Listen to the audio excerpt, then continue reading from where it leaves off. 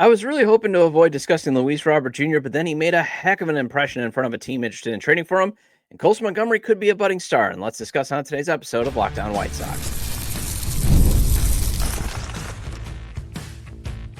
You are Locked On White Sox, your daily Chicago White Sox podcast. Part of the Locked On Podcast Network, your team every day.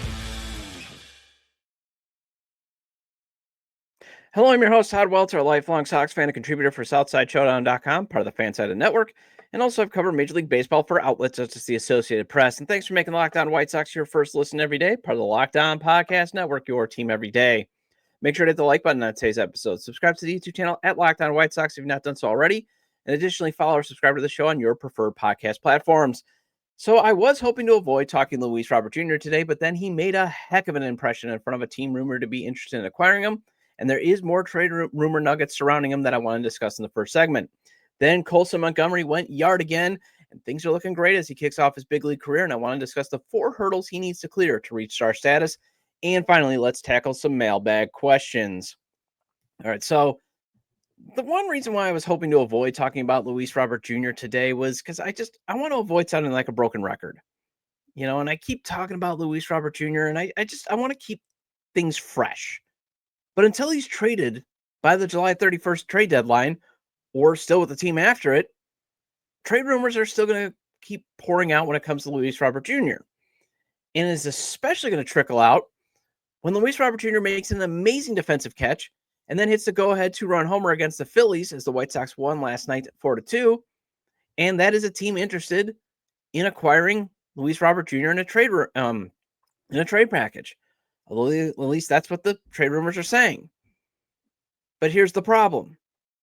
Why Luis Robert Jr. is still on this team is because it sounds like the White Sox are still the ones holding up any deal, and it's because of optics.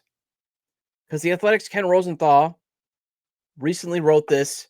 This is, I believe, in today's Athletic or, yesterday's. And I'm going to share with you because, again, the Athletic feels like they don't need to cover the White Sox unless it's around the trade deadline. Yet they have 2 beat writers for the Cubs, and I get the Cubs are bigger, but still, it'll always be a gripe. So this is what he writes. The Chicago White Sox believe they would look ridiculous accepting a mid-tier prospect for a player as talented as center fielder Luis Robert Jr. Their stance is if they don't land at least one of the trade partners' top 10 prospects for Robert, they will pick up his $20 million option. Teams' top 10 lists vary in quality, but no matter, the prospective suitors, which include the Padres, Phillies, and New York Mets, evidently believe the White Sox are bluffing. With only $20.6 million committed to their 2026 payroll, the White Sox certainly could absorb Robert at his option price. But this is a player who appeared in more than 100 games only once in his first 4 full seasons, and he is at 86 with 55 games remaining. So far, so good, but a player who is injured as often as Robert typically doesn't warrant a $20 million investment. And if the White Sox decline to trade Robert, who's to say he won't shut down the first time he feels a twinge after the deadline, effectively forcing their hand on the option? The White Sox then are in something of a no-win position. Trade Robert for a mid-tier prospects are offering and feel shortchanged if he returns to the player he was in 2023. Keep him and exercise the option and assume the risk he will again miss significant time. Keep him and decline the option and receive nothing in return in which he departs as a free agent. The best guess is that in the end, they will take what they can get. Okay, first of all, I've discussed this. I feel like sometimes I'm debating with a wall because there are a lot of you that are dug in. And it's fine. Like I said, if you love Luis Robert Jr. and you want him to stay in the White Sox, there's nothing wrong with that. But reality is there's the injury history. There's the underachieving history. There's the fact that you've now already rolled the dice and it's coming a bust. It just seems like the White Sox are still rolling the dice and hoping they're going to get 7s at the figurative craps table. And also, here's the thing. You're going to look bad no matter what if he does regain his 2023 form, but it's not because you took pennies on the dollar. Yes, you're going to get some of these, some of you guys are dug in and you're going to be like, well, see, we return to his 2023, form if he goes to another team. No. Even if you accepted pennies on the dollar, that's not going to look bad. You're going to look bad because it's just another player being a better version of himself after escaping the South Side. And I think you kind of have to actually accept that. But yes, it is hard to watch Ronaldo Lopez, Michael Kopech, Gavin Sheets, and Andrew Vaughn all thrive elsewhere. It is when you look at it in the black and white context. But if you look at it, with everything, there's some gray. I mean, Lopez was given a shot to start with the White Sox. It just didn't work out. But he thrived as a reliever, and another team gave him a shot, and hey, it finally worked out. Something clicked. It happens. Now, Sheets was a miss, but it's more in terms of the economics and the left-handed power that you just gave up on. Kopech, he's hurt now. Vaughn, yeah, he's doing really well right now for the Brewers, although, again, his WAR is now at what? I think minus 1.2 F4. But he's going to thrive somewhere else, like in Milwaukee, because he's just asked to he's just being asked to be a contributor. He's not asked to be a cornerstone in the lineup. And if you think about it, the best version that you ever got with Andrew Vaughn was in 2021 and 2022, and he was just asked to be a supporting guy in the lineup. The struggle bus started to happen when it was like, hey, now you got to be the face of this franchise, or one of them. Now you got to be a cornerstone piece in our lineup, and I don't think he can handle it. Send him to Milwaukee, where all you got to do is hit fifth or sixth. Just keep the line moving. If you hit a home run, awesome. Otherwise, just don't screw up. We got other guys to pick you up. Suddenly, you start to get a better version of Andrew Vaughn. So there is context for those guys being better. And the other thing that we're going to miss that is, again, if Luis Robert Jr. thrives elsewhere, those are guys from a previous toxic regime. These are guys that are probably so shell-shocked by how things happen that it's kind of hard for them to see that the culture is changing, reportedly. Okay, and that's I've had guys on the show, had the reporters on the show. Has the culture changed? They've said yes under Will Venable, but you still have some guys that I think are probably resistant and probably shell-shocked from having to deal with just such mismanagement. If you played for Pedro Grifol, I think you would probably come to believe that maybe you're not a good baseball player, And if Luis Robert Jr. can embrace the changer, the changing culture, and it sounds like it's happening, like I said, take the egg on your face, because as I keep saying, for those that are like, well, just exercise the $20 million option. I'd rather have that than get pennies on the dollar. Okay, what if he stinks again next year? That's the thing you're ignoring. That's a huge gamble. And then you've taken $20 million of limited financial resources that you could spread around. You could say, oh, for trash. Remember, Austin Slater hasn't been trashed this year. Michael A. Taylor hasn't been trashed this year. Mike Tauchman hasn't been trashed this year. So you could do that again, but you're not going to be able to if you clog $20 million into a guy because, hey, we got to gamble again. We got to gamble. And I do think the injury history will never go away, because the teams, I don't think, ever want to pay that price. Because the other thing is, guys, remember, and I'm not slamming Luis Robert Jr. I've loved Luis Robert Jr., but at some point, you got to get off the bus if the love isn't coming back.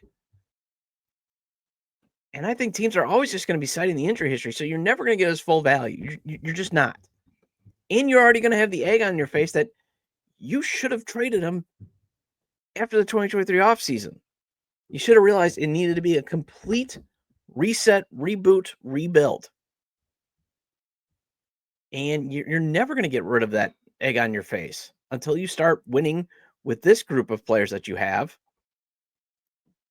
So, you can't just be afraid to look bad. And I think the other reason why teams are going to call Chris Getz's bluff is, do you really think Jerry Reinsdorf is going to authorize $20 million to go to one player hitting just a bit over 200?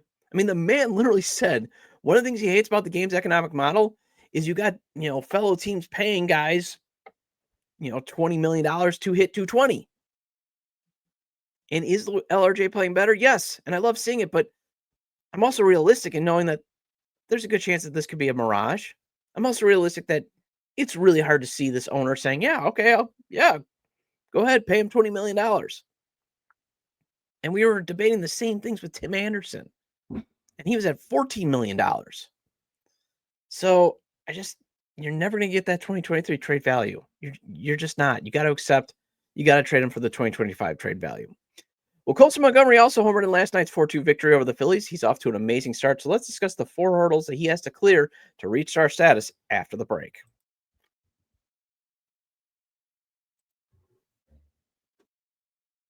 Today's episode is brought to you by Game Day Hue, and so is this hat I'm wearing.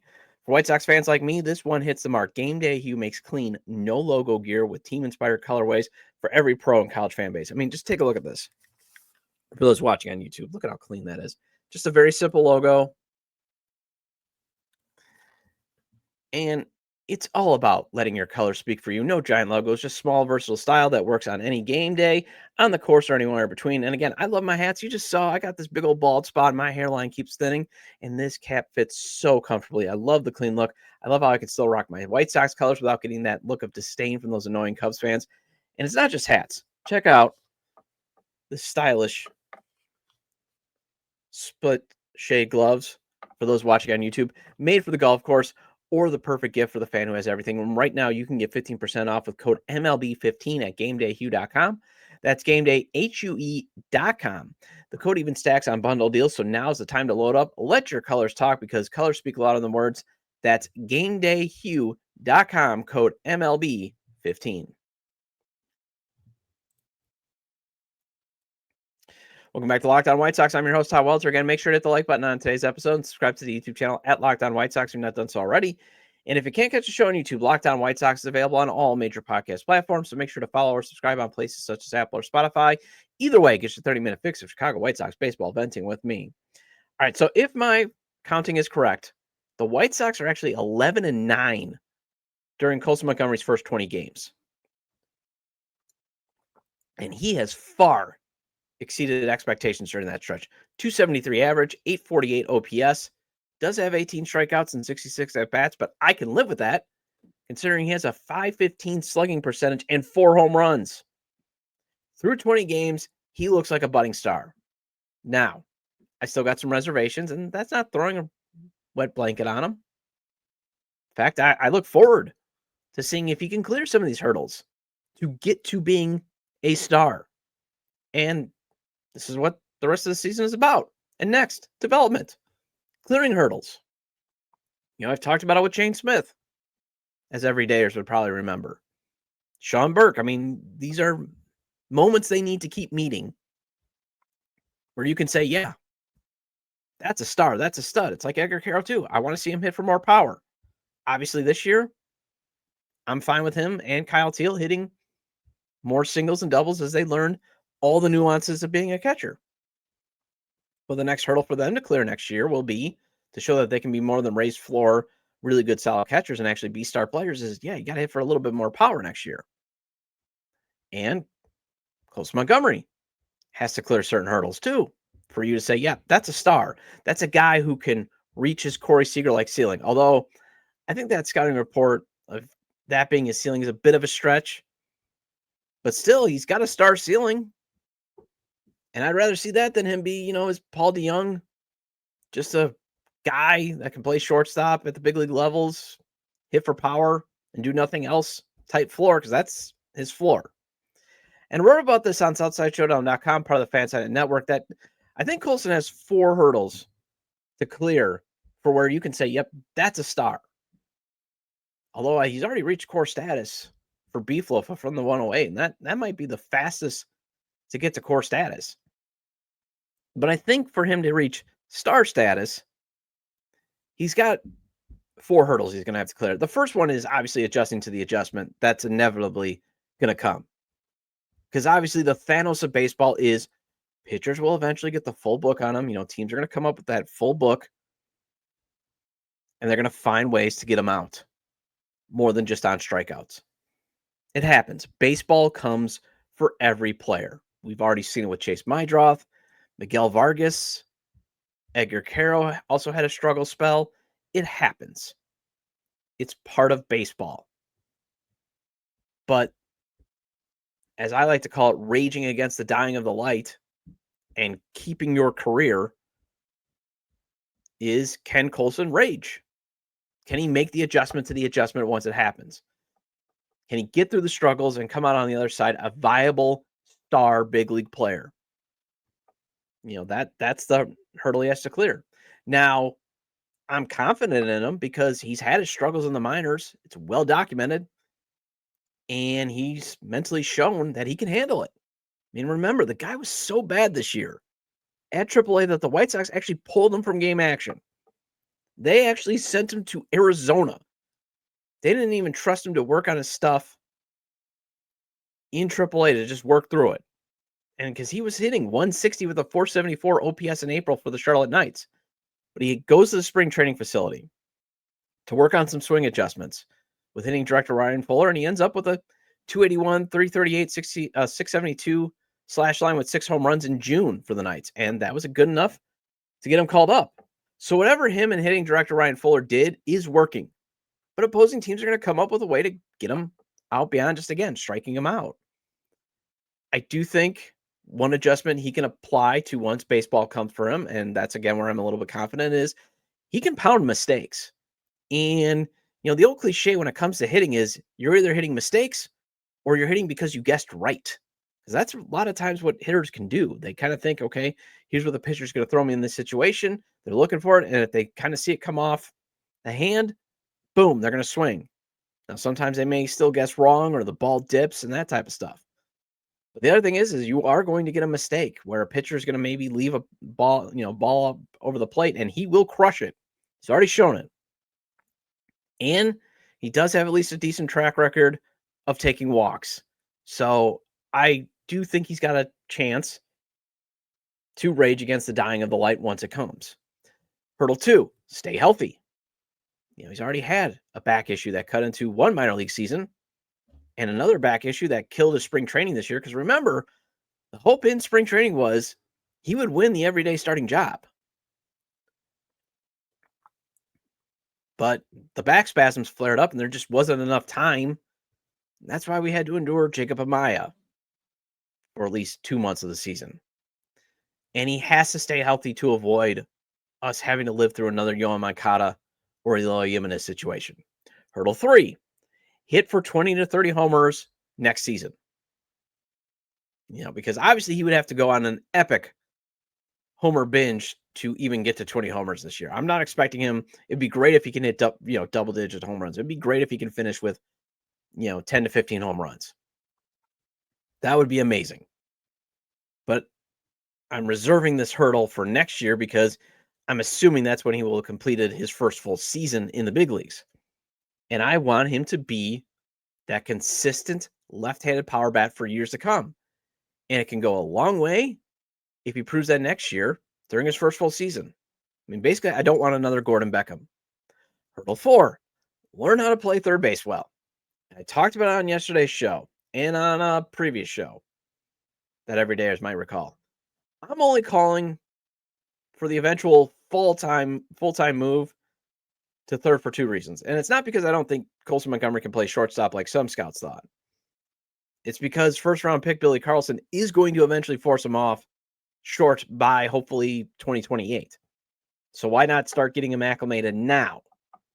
2, since the team doesn't have a true first baseman of the future, move Miguel Vargas there since he's shown he can play a decent defensive first. And at least his production there is at least a raised floor player.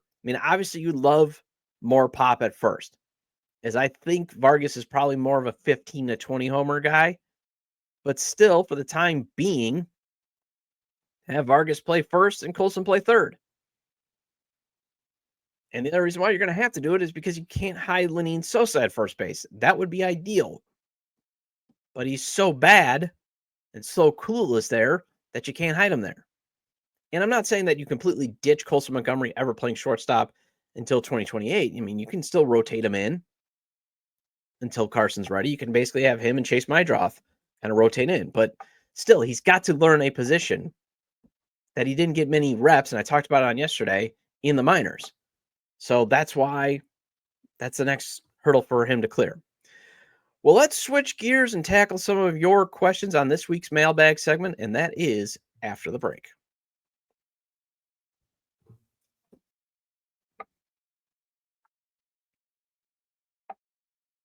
Welcome back to Locked On White Sox. I'm your host, Todd Welter. Again, shout out to all the everydayers. I appreciate your loyalty. Please hit the like button on today's episode. Recommend to your fellow Sox fans or baseball fans, friends, to subscribe to the YouTube channel at Locked On White Sox, wherever they get their podcasts, as this show is available on all major podcast platforms. Okay, so again, my goal is to have a mailbag segment every Tuesday. We got Minor League Monday We got way back Wednesday. Let's add Mailbag Tuesdays.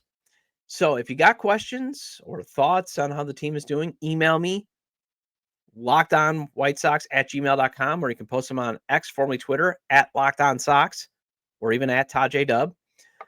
So I got 2 questions I want to tackle, and they involve the trade deadline. So this one is a good one from Isaiah. I really like it. So appreciate you emailing me here, Isaiah. So this is what he writes.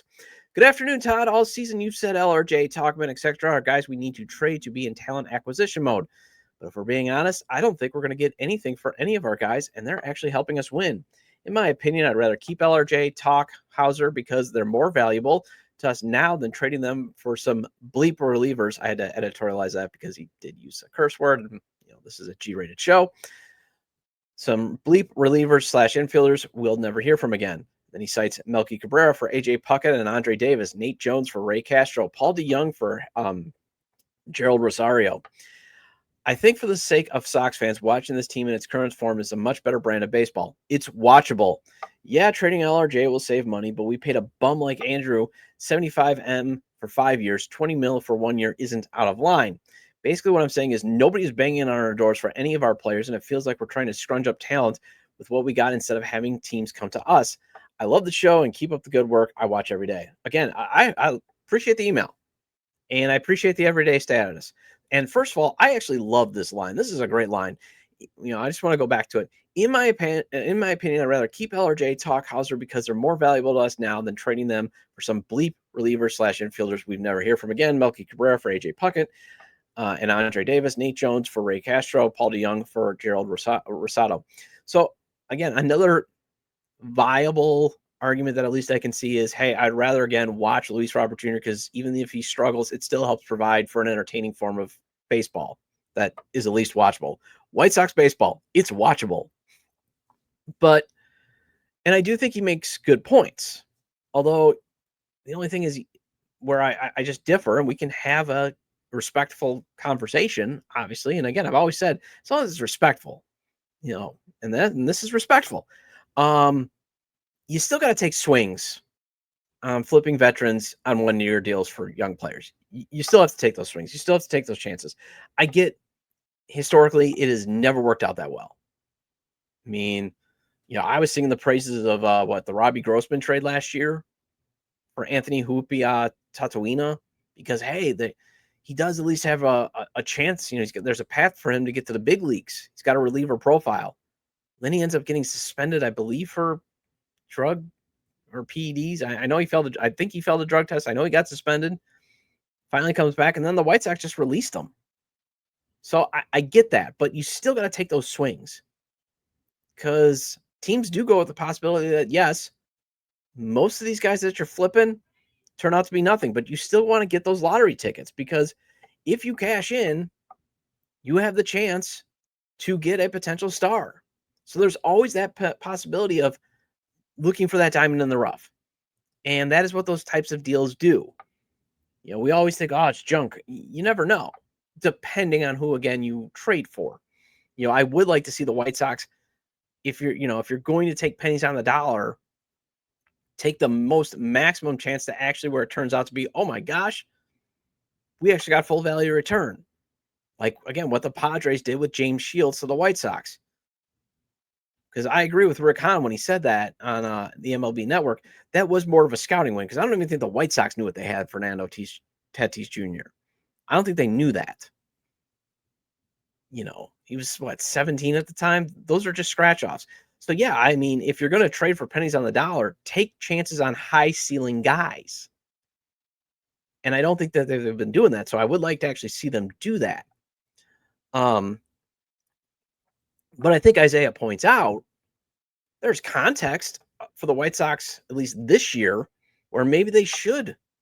And I've talked about it on past shows that every day might remember that they're actually at least making tangible differences, in the margins. I mean, Mike Tauchman has been a professional hitter at the top of the order with great leadership skills. Although I had Elijah Evans on from Just Baseball the other day, and he did bring out the point, though. The problem is his legs are decaying. I mean, who knows how long those legs are going to hold up. Obviously, he could still hit. But, those legs are, the time is catching up on his legs. Austin Slater, he's hitting lefties like what was envisioned, and he's helping a young core win games, or at least be in games. Because, yes, they're winning, but we got to remember the White Sox still have 38 wins or 39 wins. So, but they are in more games. Michael A. Taylor's doing the same thing, and he's been a leader. The team has embraced him. Adrian Hauser and Aaron Civale, they're eating up the innings for an already taxed young rotation. So I get the point of, hey, they're helping to at least have a better brand of baseball. They're helping this young core.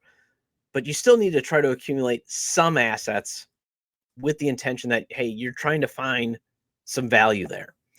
And obviously in the past, that clearly did not happen. All right. So, and, the other reason why it didn't happen, though, and I get, again, the trepidation, and I want to go back to my note here. And I get the trepidation, too, of pointing out, hey, you traded Melky Cabrera for this guy. You traded Paul DeYoung, who hit 20 home runs for you last year, for maybe a guy who might, I don't even know where he is in the organization. You don't hear from him, that type of stuff. So I get that. But you are starting to see a better development infrastructure with Brian Bannister heading up pitching and Ryan Fuller heading up hitting. And it does sound like there's more investment has been made in development technology. The only thing, again, like I talked about on yesterday's show, get a director of fielding. Establish that, hey, we like positional versatility, so you guys are going to have to play different positions in the minors. That's fine. That type of stuff. All right, so then at Mr. Ed315, he asked this on X, formerly Twitter. In your estimation, which White Sox players are leaving town? So thanks for the question, Ed. Again, if you're just asking me for my estimation, I have no insider information on this type of stuff. But my estimation, I think you got to flip some of the relievers that you got, and especially the veterans, and Steven Wilson, Dan Altavilla, Tyler Gilbert. And even though he's still on the IL, he is on a rehab assignment, Cam Boozer. I think you got to flip those guys, not just because, again, I've been advocating that the trade market usually has been very kind to the relief pitching market, but also you got to start opening up spots for some of these younger guys that you want to, to call up so that you can audition for next year. I mean, you got to start holding auditions, because that's one of the goals that I'd like to see in the second half, obviously. I mean, in August and September. Audition, again, more players that are close to the big league level, especially in the bullpen. So I'd love to see Jairo Iriarte, Peyton Paulette. Now, I know I've advocated for him to be developed to a starter, but I would like to see Tanner McDougal. And it sounds like, I had Elijah Evans on the show, and you do look at the innings limit. It sounds like if he is going to get a promotion, it's going to be because, be out of the bullpen because he's nearing his innings limit. I mean, I think they're only throwing him like now 3 innings. But still, I'm fine if they're going to ease them into the big leagues via the bullpen. But just get these guys up so you can see what they can do. But you can't call them up if you still got Dan Altavilla and, Tyler Gilbert in the way. You got to get rid of these guys. That type of stuff. I do think Adrian Hauser gets traded because he should at least fetch a team's top 15 prospect. I mean, if Chris Paddock can go for the Tigers' number 14 prospect in an intra-division trade, and I know that, the Tigers gave a young struggling pitcher too in the deal, but still, or no, the Twins gave that back. I'm sorry, vice versa, either way. But still, Chris Paddock, who's got an ERA at 4.96, he gets top 15 prospect. You should get a player along those lines. And those are guys that you could potentially move forward with. Aaron Civale, I mean, if he's also viewed in the same light as Chris Paddock, then he should go. Just depends on how he's viewed. For the order, again, I do think Luis Robert Jr. is traded just because, again, the injury risk is too great. And I don't think Jerry Reinsdorf is going to authorize that option. And maybe you can get the Mets, maybe you can get the Mets to give up one of their struggling youngest players, like Mark Vientos, as we talked about. So that can still potentially turn into your favor. Austin Slater, I think he's gone. He got traded last year, and he was hitting worse. And he's shown he can hit lefties. Contenders need that. Michael A. Taylor, though, I think I can actually see him being in a Nicky Lopez situation where, in theory, yeah, he can help a contender, but most of those teams already have that good glove guy coming off the bench already. And then I think it's 50-50 on Mike Tauchman since the Sox do have another year of club control. And the only other guy that I say that isn't getting traded is Josh Rojas. Although I would love to see him get DFA'd, not because, I want to be mean or cruel after the deadline, but it's just give him, it didn't work out here. Give him a chance to see if he can still hook on with a contender in case they have an injury to their infield, or even if there's a non-contender that has an injury issue and they just got no options. Maybe he can go there to get, provide some coverage and just get some regular playing time to see if he can still be a viable player. So just, kind of do right by him. Let him go. Well, that wraps up this edition of Locked On White Sox. Thank you for making Locked On White Sox your first listen today. For your second listen, check out the all-new Locked On MLB Game Night. Every game, every night, all season long, get local analysis on a national scale. Find MLB Game Night on Locked On MLB on YouTube or listen to your podcast. And I'll be back tomorrow with a Way Back Wednesday segment. Feel free to leave comments about today's discussion regarding the latest Luis Robert Jr. trade rumors and him making an impression in front of the Phillies. The 4 hurdles Colson Montgomery must clear to become a star, and this week's mailbag questions. You can leave them at the episode page on YouTube, X, formerly Twitter, at ToddJDub or at Locked On Sox, or you can email me at lockedonwhitesox@gmail.com. Have a great day. See you tomorrow.